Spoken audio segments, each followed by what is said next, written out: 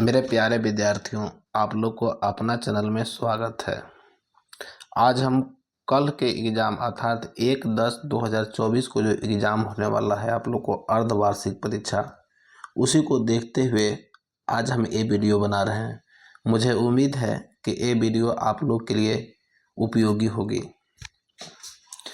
जैसा कि आप लोग इतिहास जो पढ़े हैं बच्चों, तो उसमें जो पहला पाठ है वो है फ्रांसीसी क्रांति। पहला पाठ के क्या नाम है प्यारे विद्यार्थियों? फ्रांसीसी क्रांति। फ्रांसीसी क्रांति जो है आप लोग पढ़े थे। इसमें जो मेरा पहला क्वेश्चन है यही है कि 1774 ईस्वी में फ्रांस की राजगद्दी पर कौन आसीन हुआ? तो 1774 ईस्वी में फ्रांस की राजगद्दी पर जो आसीन था वो था लुई 16वां। कौन था? लुई 16वां। दूसरा जो क्वेश्चन है लिब्रे क्या है? तो लिब्रे जो है वो फ्रांस की मुद्रा है। लिब्रे क्या है बच्चों? फ्रांस की मुद्रा। अगला तीसरा जो क्वेश्चन दिया हुआ है, तीसरा लिखा हुआ है कि सीधे राज्य को अदा किए जाने वाले कर को क्या कहते हैं? तो सीधे राज्य को अदा किए जाने वाले कर को टाइल कहते हैं। क्या कहते हैं? टाइल। और धार्मिक जो कर होता है उसको टाइल कहते हैं। चौथा क्वेश्चन लिख रहा है कि टाइड का अर्थ होता है, टाइड का अर्थ होता है, तो टाइड का अर्थ होता है धार्मिक कर। टाइड का अर्थ क्या होता है बच्चों? धार्मिक कर। क्वेश्चन नंबर 5 कह रहा है फ्रांसीसी क्रांति कब शुरू हुई थी? तो फ्रांसीसी क्रांति की शुरुआत 14 जुलाई 1789 ईस्वी को हुआ था। क्वेश्चन नंबर 6 कह रहा है कि चर्च के विशेष कार्य को करने वाले व्यक्तियों के समूह को क्या कहते हैं? तो चर्च के विशेष कार्य को करने वाले व्यक्तियों के समूह को पादरी वर्ग कहते हैं। क्वेश्चन नंबर 7 फ्रांसीसी क्रांति किस शहर में शुरुआत हुई थी?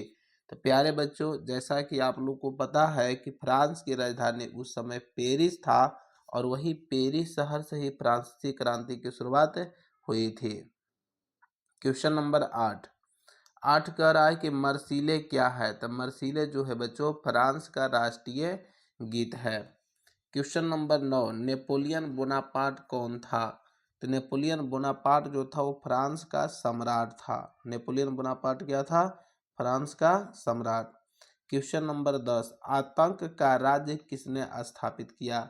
तो आतंक का राज्य जो स्थापित किया था वो रोबेस्पियर ने। किसने स्थापित किया था? रोबेस्पियर ने। क्वेश्चन नंबर 11 कह रहा है कि ओलंप दे गुंज कौन थी? ओलंप दे गुंज जो थी एक क्रांतिकारी महिला थी। ओलंप दे गुंज कौन थी? एक क्रांतिकारी महिला थी। क्वेश्चन नंबर 12 कह रहा है फ्रांसीसी कॉलोनियों में दास्ता कब समाप्त हो गई? तो फ्रांसीसी कॉलोनियों में दास्ता 1848 ईस्वी में समाप्त हो गई थी। फ्रांस की राजधानी कौन है? पहले ही हम बतला दे, फ्रांस की राजधानी जो उसमें था वो था पेरिस। क्या था? पेरिस। क्वेश्चन नंबर 14 कह रहा है कि 1789 ईस्वी में फ्रांस में क्रांति किसके शासनकाल में हुई थी? तो हुआ था लुई 16वां के शासनकाल में। किसके शासनकाल में? लुई 16वां के शासनकाल में। क्वेश्चन नंबर 15 टाउन हॉल के सामने कितने लोग इकट्ठे हुए थे जिन्होंने जल सेना के गठन करने का निर्णय लिया था? तो प्यारे बच्चों, आप लोग को पता है कि 7000 मर्द औरत इकट्ठा हुए थे टाउन हॉल के सामने जिन्होंने जल सेना का गठन करने के लिए निर्णय लिया था। क्वेश्चन नंबर 16 मेनर क्या था? तो मेनर एस्टेट था। मेनर क्या था?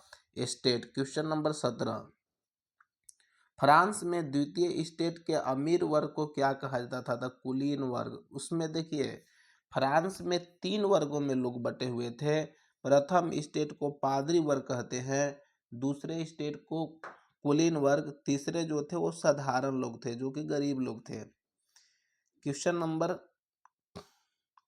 17 पर ही आप लोग को ये चैप्टर समाप्त होता है। अब अगला जो चैप्टर है आप लोग को वह है यूरोप में समाजवाद एवं रूसी क्रांति। यूरोप में समाजवाद एवं रूसी क्रांति। आप लोग को पता होगा बच्चों कि उस समय रूस का राजा जो था लुई 16वां, उसी का शासनकाल का स्टोरी दिया हुआ है।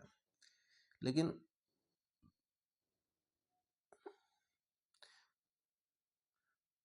दूसरा जो पाठ है यूरोप में समाजवाद एवं रूसी क्रांति। इसमें पहला जो क्वेश्चन पूछ रहा है बच्चों कि रूसी शासक जार निकोलस द्वितीय ने कब त्याग पत्र दिया था। तो रूसी शासक जार निकोलस द्वितीय ने कब त्याग पत्र दिया था। तो दिया था 2 मार्च 1917 को। कब दिया था? 2 मार्च 1917 को। क्वेश्चन नंबर दूसरा कह रहा है कि लुई ब्लॉन्क कौन था। तो लुई ब्लॉन्क जो था एक राष्ट्रवादी था। एक क्या था? राष्ट्रवादी। क्वेश्चन नंबर 3, किसके नेतृत्व में मजदूरों का जुलूस विंटर पैलेस पहुंचा। तो पहुंचा था पादरी गैपॉन के नेतृत्व में। क्वेश्चन नंबर 4 कह रहा है सेंट पीटर्सबर्ग का नया नाम क्या पड़ा। तो सेंट पीटर्सबर्ग का नया नाम पेत्रोगार्ड पड़ा था। पेत्रोगार्ड। रूसी बोल्शेविक पार्टी का नेता कौन था। तो रूसी बोल्शेविक पार्टी का नेता लेनिन था। क्वेश्चन नंबर 6 कह रहा है कि अक्टूबर क्रांति प्रारंभ होने के समय रूस का प्रधानमंत्री कौन था। तो रूस का जो प्रधानमंत्री उस समय था तो वो केरेंस्की था। कौन था? केरेंस्की। क्वेश्चन नंबर 7, 1917 में जार शाही के पतन की घटना को क्या कहते हैं। तो अक्टूबर क्रांति। क्या कहते हैं? अक्टूबर क्रांति। क्वेश्चन नंबर 8, जार किस देश का शासक था। तो प्यारे बच्चों जार जो था वो रूस के शासक था। रूस के शासक को ही जार कहते हैं। क्वेश्चन नंबर 9, लेनिन कौन था। तो लेनिन जो था बच्चों बोल्शेविक पार्टी का नेता था। लेनिन कौन था? बोल्शेविक पार्टी का नेता था। क्वेश्चन नंबर 10 कह रहा है कुल्लक से क्या समझते हैं। तो किसान की अच्छी हालत। कुल्लक के मतलब होता है किसान की अच्छी हालत। क्वेश्चन नंबर 11, सामाजिक उपबंध नामक पुस्तक की रचना किसने की थी। तो सामाजिक उपबंध नामक पुस्तक की रचना जो है वो रूसो ने किया था। किसने किया था? रूसो ने। अगला क्वेश्चन नंबर 12 कह रहा है कि रूस में कोल खोज क्या था। तो कोल जो खोज था रूस में उस सामूहिक खेती को ही कोल खोज कहते थे। क्वेश्चन नंबर देखिए अब यहीं से आप लोग को ये चैप्टर समाप्त होता है। अगला जो आप लोग को चैप्टर है उस चैप्टर का नाम है नाथसीवाद और हिटलर का उदय। नाथसीवाद और हिटलर का उदय। पहला क्वेश्चन कर रहा है जैसा कि आप लोग जान रहे हैं बच्चे कि हिटलर का जन्म जो हुआ था ऑस्ट्रिया में हुआ था, लेकिन वह शासक बना था जर्मनी का। जर्मनी का एक तनाशाह शासक बना था। वो स्टोरी में आप लोग सुने थे। पहला देखिए इसमें क्वेश्चन कर रहा है कि जर्मन मुद्रा को क्या कहा जाता है। तो जर्मन मुद्रा को मार्क कहते हैं। जर्मन मुद्रा को क्या कहते हैं? मार्क। क्वेश्चन नंबर 2, युद्ध के मोर्चे पर सैनिकों के छिपने के लिए खोदे गए गड्ढे को क्या कहते हैं। तो उसको कहते हैं खंदक। क्या कहते हैं? खंदक। तीसरा, वह स्थिति जब कीमतें बेहिसाब बढ़ जाती है कहलाती है। तो उसको कहते हैं अति मुद्रास्फीति। अगला देखिए क्वेश्चन है क्वेश्चन नंबर 4, किस समुदाय को क्वेश्चन नंबर 4, किसी समुदाय को दूसरे समुदाय से अलग रखना कहलाता है। तो उसको कहते हैं घेटो। क्या कहते हैं? Ghetto. Question number 5, Nordic German आर्य कहाँ के रहने वाले थे। तो नार्डिक जर्मन आर्य जो थे वो जर्मनी का ही रहने वाले थे। जर्मन का। क्वेश्चन नंबर 6 कह रहा है कि धुरी शक्तियां किन देशों को कहा गया है। तो धुरी शक्तियां जो कहा गया है प्यारे बच्चों जर्मनी, जापान एवं इटली को। क्वेश्चन नंबर 7 कह रहा है कि मित्र राष्ट्र में कौन कौन से देश थे। तो मित्र राष्ट्र में प्यारे बच्चों ब्रिटेन, फ्रांस एवं रूस थे। क्वेश्चन नंबर 8 कह रहा है कि हिटलर कौन था। तो पहले ही बतला दे हिटलर जो था वो जर्मनी का तनाशाह शासक था। क्वेश्चन नंबर 9, प्रथम विश्व युद्ध कब से कब हुआ था। प्रथम विश्व युद्ध की शुरुआत हुआ था 1914 में और समाप्त हुआ था 18 में। 4 साल चला था। द्वितीय विश्व युद्ध कब से कब हुआ था। 19 39 में स्टार्ट हुआ था, 45 में समाप्त हुआ था। ये 6 साल तक चला था। क्वेश्चन नंबर 11, हिटलर का प्रचार मंत्री कौन था? तो हिटलर का प्रचार मंत्री जो था वो गोबल्स था। कौन था? गोबल्स। क्वेश्चन नंबर 12, इटली में किसने क्रांति लाने की योजना बनाई थी? तो इटली में जो है क्रांति लाने की योजना जोसेफ मेजनी ने अर्थात मेजनी ने बनाई थी। क्वेश्चन नंबर 13 कह रहा है कि जर्मनी ने मित्र राष्ट्रों के सामने समर्पण कब किया? समर्पण किया था मई 1945 में। क्वेश्चन नंबर 14 कह रहा है कि द्वितीय विश्व युद्ध की शुरुआत जर्मनी द्वारा किस देश के आक्रमण के साथ हुई थी? तो पोलैंड के आक्रमण के साथ हुई थी। क्वेश्चन नंबर 15 कह रहा है कि हिटलर ने जिस विचारधारा को जन्म दिया उसे क्या कहते हैं? तो नाजीवाद या नाथसीवाद। ये उसी का पार्टी था, हिटलर का ही, जिससे चुनाव वो लड़ा था। क्वेश्चन नंबर 16, संयुक्त राष्ट्र संघ की स्थापना कब हुई थी? तो संयुक्त राष्ट्र संघ की स्थापना जो हुई थी द्वितीय विश्व युद्ध समाप्त होने के बाद हुई थी, अर्थात 1945 ईस्वी में। क्वेश्चन नंबर 17 कह रहा है कि किस संधि द्वारा जर्मनी पर कठोर एवं अपमानजनक शर्तें थोप दी गई थी?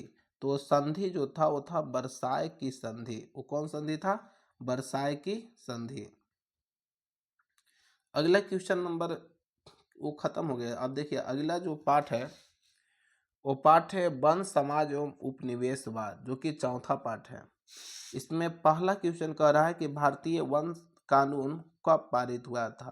प्यारे बच्चों, आप लोग को हम बतलाए थे कि भारतीय वन कानून जो है 1865 में आया था, और वन अधिनियम जो है या वन सेवा जो है 1864 में आया था। वन सेवा कब आया था? 1864 ईस्वी में। अगला क्वेश्चन कह रहा है कि इंपीरियल फॉरेस्ट इंस्टीट्यूट कहाँ स्थित है? तो है देहरादून में।